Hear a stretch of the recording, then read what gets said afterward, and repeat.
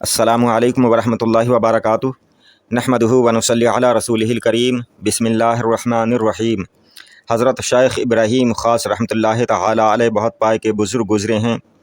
وہ ایک بار سفر کر رہے تھے اور حج کے لیے جا رہے تھے۔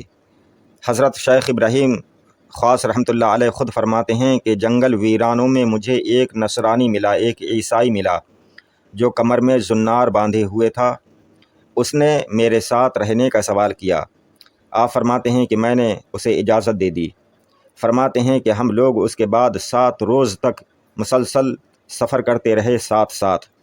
7ویں دن نصرانی نے کہا کہ اے مسلمان عابد و زاہد، ہم لوگ بھوکے ہیں، اس وقت کچھ اپنی کرامت دکھائیے۔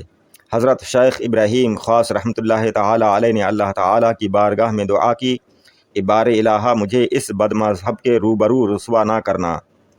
آپ نے دعا کی تو غیب سے ایک طباق ظاہر ہوا جس میں روٹی، گوشت اور تازہ کھجور اور پانی تھا۔ آپ فرماتے ہیں کہ ہم دونوں نے وہ کھانا کھایا اور پھر سفر شروع کر دیا۔ اسی طرح 7 دن اور گزر گئے۔ شیخ فرماتے ہیں کہ اس کے بعد میں نے اس نصرانی سے کہا کہ اے نصرانی راہب، اب تو تمہاری باری ہے۔ نصرانی نے اس کے بعد اپنی لاٹھی پر ٹیک لگائی اور دعا کرنے لگا۔ حضرت شیخ فرماتے ہیں کہ تھوڑی ہی دیر ہوئی تھی کہ غیب سے 2 خوان ظاہر ہوئے جن میں میرے طباق سے کئی گنا زیادہ اور لذیذ غذائیں تھیں۔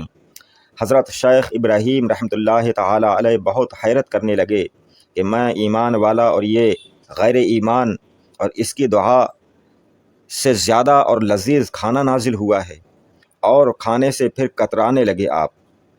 کھانے سے آپ انکار کرنے لگے۔ اس پر نصرانی نے اصرار کیا اور کہا کہ آپ کھائیں، میں آپ کو 2 بشارتیں سناتا ہوں۔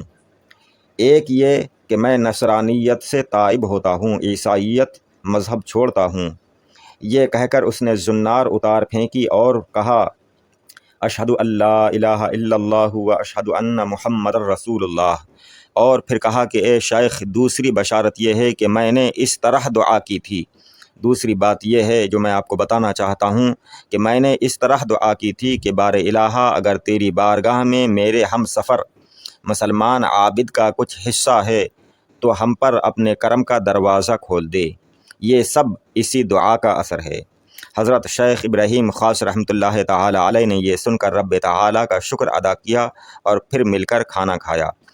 پھر حج کے لیے تشریف لے گئے اور وہ نو مسلم جو اب سے پہلے عیسائی تھا ساتھ میں رہا اور اس نے حج ادا کیا۔ اس کے بعد بھی 1 سال تک وہیں یعنی مکہ معظمہ میں مقیم رہا اور پھر وہیں اس کا انتقال ہوا اور وہیں مدفون ہوا۔ آپ حضرات ہمارے چینل کو سبسکرائب کریں۔ السلام علیکم، خدا حافظ۔